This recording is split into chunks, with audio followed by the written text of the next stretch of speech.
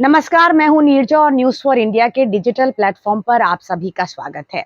आज हम फिर अपने माननीय प्रधानमंत्री मोदी जी और राष्ट्र के प्रति उनकी आस्था की बात करेंगे। कैसे मोदी जी को आज भी कुछ याद हो या ना हो, पर राष्ट्रहित बहुत अच्छे से याद रहता है। रविवार को साहेब ने एक बार फिर अपने मन की बात की। वैसे भी माननीय अपने ही मन की बात करते हैं, ये हम सब जान ही गए हैं।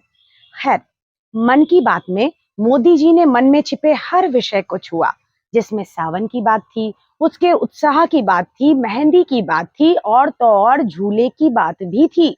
बस नहीं थी तो मणिपुर की बात, वहां के हालात की गंभीरता की बात, ना ही सरकार के रवैये की बात थी। शायद मन का आकार सिर्फ उतना ही है जिसमें खुशियां ही आ सकती हैं, पर दुख, दर्द, तकलीफ जैसी भावनाओं के लिए साहेब के 56 इंच में जगह ही नहीं बचती। अपने इस प्रवचन कार्यक्रम में मोदी जी एकदम देश प्रेम से ओतप्रोत और जोश से भरे हुए थे और आजादी के अमृत महोत्सव के दौरान करीब 2 लाख कार्यक्रमों के आयोजनों, उनकी रंग बिरंगी खूबसूरती पर भी बात की और राष्ट्रवादियों को एक बहुत ही पावन और उपयोगी काम भी सौंप दिया। अमृत कलश यात्रा जो 9 से 15 अगस्त के बीच होगी, जिसमें देश के कोने कोने से 7500 कलशों में मिट्टी और पौधे मंगवाए जाएंगे, जिनसे दिल्ली के नेशनल वॉर मेमोरियल के पास अमृत वाटिका का निर्माण होगा, जो एक भारत श्रेष्ठ भारत का प्रतीक होगा। और तो और साहेब ने लोगों से यह अपील भी की कि जो लोग अपने देश की मिट्टी हाथ में लेकर सेल्फी लें, वो सरकार की साइट पर इस सेल्फी को अपलोड करें। साहेब कहते हैं कि इससे हमें कर्तव्यों का बोध होगा। तो माननीय, अब जरा ये भी बताएं कि अगर माटी हाथ में लेकर कर्तव्यों का बोध होता है, तो हम आपके लिए पूरा तसला भरकर माटी ले आते हैं, जो शायद आपको और सरकार को उन सारे कर्तव्यों का बोध करवा दे जो मणिपुर की जनता के प्रति आपके हैं, जो उन बेबस महिलाओं के प्रति हैं, जो बेआबरू होकर भी मजबूर हैं। और साहेब, ये बताएं कि मणिपुर के वो 60,000 लोग जो कैंपों में रह रहे हैं, वो कौन सी मिट्टी हाथ में लेकर सेल्फी लें? क्या वो मिट्टी जिनमें उनके अपनों और उनके सपनों का खून मिला है?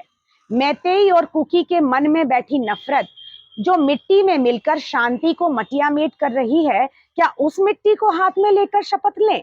और क्या शपथ लें, ये तो आपने बताया ही नहीं। क्या ये शपथ लें कि मौत का ये तांडव तो चलता रहेगा, पर साहेब की खामोशी पर जुबान नहीं खोलेंगे, सवाल नहीं करेंगे, जो भी होगा सिर्फ सकारात्मक सोच रखेंगे। मोदी जी और उनकी सरकार कुछ करे या न करे, सिर्फ हम सेल्फी लेंगे। साहेब ने कहा कि अमृत वाटिका एक भारत श्रेष्ठ भारत का प्रतीक बनेगी। तो क्या आपको सरकार की अब तक की हरकतों के बावजूद लगता है कि भारत को आप एक और श्रेष्ठ बना रहे हैं? भाई, आम आदमी की नजर से देखते तो शायद आपको एहसास हो जाता कि ये सारे कार्यक्रम हो या ना हो, ये यात्राएं निकले या ना निकले, बस एक बार साहिब सच्चे मन से सोचें और जुबान खोलें कि आखिर मणिपुर को लेकर उनके मन में क्या है। क्यों कोई भाव, कोई एहसास अब तक उनके मन को नहीं छू पाया? क्या मेरी माटी मेरा देश अभियान चलाने से उन विस्थापितों को घर मिल जाएगा जिनके घर मिट्टी में मिल चुके हैं? क्या उन बच्चों को आजादी के मूल्यों का बोध हो पाएगा जो अपनी ही जमीन पर गुलाम है? क्या वहां की महिलाएं उस आजादी को महसूस कर पाएंगी जो उनसे यूं ही छीन ली गई?